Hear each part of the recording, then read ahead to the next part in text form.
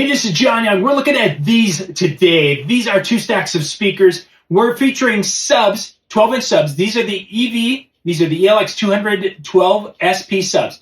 Now, one side is going to be having the Everse 8, the 8-inch two-way battery-powered cabinet from Electro Voice. The other side, we're going to be comparing it to, this is the ELX 212, 10P, not 12P. 12 down there, 10 up here. So we have an 8-inch top and a 10-inch top here. We're going to be comparing the two to see which one's going to give us more output. For a lot of DJs have been talking about this system, the 12-inch with a 10-inch above it. It's small, lightweight, very, very portable. The sub is not that heavy. So for people who are worried about weight, this could be, either option could be a great option for you. But people have been talking about this an awful lot. Now, I've been talking about the Everse 8 because I love it. I use it pretty much at every wedding this fall, whether it's been used as a fill speaker or a ceremony speaker. But it has some limitations because it's an 8-inch two-way. So we've been talking about, hey, what happens if we put a sub under it? Now, for this test, it's a little bit different than one of the tests I did before with these two, is that we're going to have a crossover point of 120 set on this. We do not have a setting in that sub for this. Now, on this side, we have the ELX 200. We can actually dial this one in so it knows that it's above that sub. And then the sub, I can go dial it in and it knows it's above that or under that top. I can't do that here because this is a newer generation of that, and that does not have this setting in it. So this is set to factory of the two of them, so they're matching up. This is at 120 and 120. So this is rolling off everything above 120. This is rolling off everything under 120.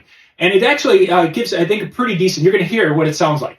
We're going to do a loop, and I'm going to give you an idea of what that the sound pressure is with both speakers. Then I'm going to take that, and then with the loop, I'm going to go about 30 feet away and give you an idea, show you again what that sounds like.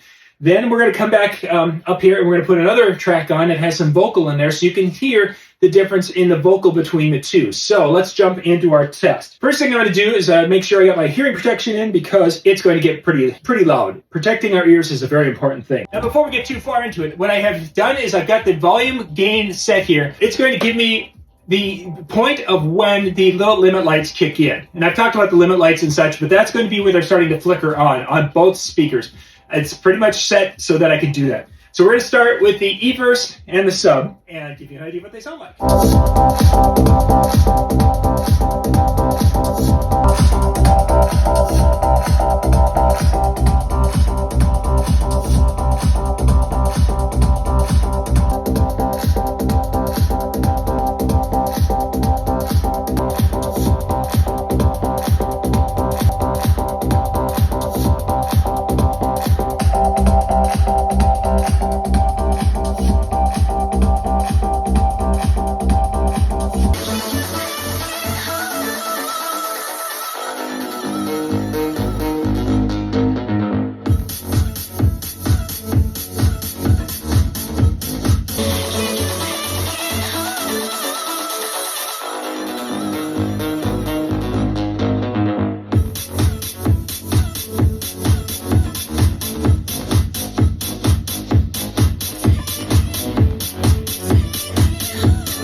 So to give you a little idea of what these sound like. Now, there's a lot of sound pressure coming out of both sides, but there's, of course, got to give the nod to the 10-inch two-way top here.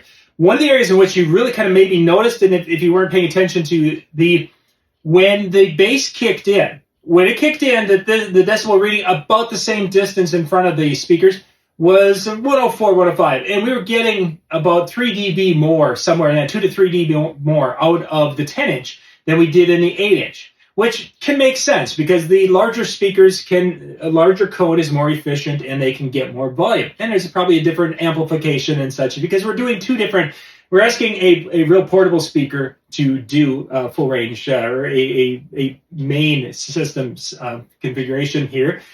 And it may or may not be designed for that fully, but it gets you close. If you want to have the more horsepower, the 10-inch is going to be the way. Certainly, it's going to give you a little bit more hit on the dance floor. If you needed something where it's a little quicker and portable and flexible to use it remotely, battery powered, and this definitely could be an option. They both sound tremendous. I would have to say at kind of the lower to mid volumes, I'd almost say the Everse 8 sounds better in this configuration. because it just has that through the mids and the highs and the vocals. I think the E-Verse 8 sounds better.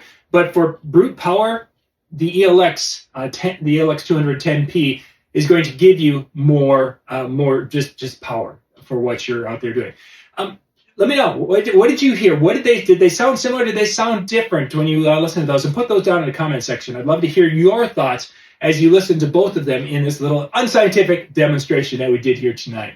Hey, this is John Young. You can check out the links for these at down in the description below. We're going to put the links in for all the speakers in this test. Unscientific, but hopefully it helps. Thanks for watching.